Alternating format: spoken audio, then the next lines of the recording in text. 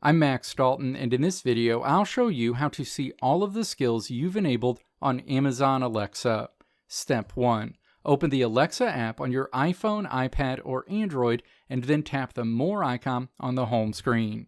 Step 2. Tap Skills and Games in this menu.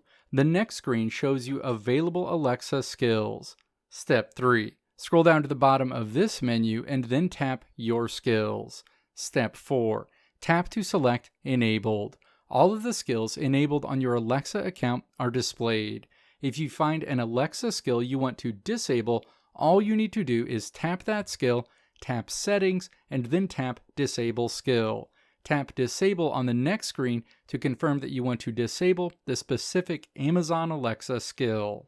Let me know if this video helped you out in the comments below. If you liked what you saw here, click the video links on the right side of the screen to check out another video. Or click the logo on the left side of the screen to check out my tutorial website at www.maxdalton.how.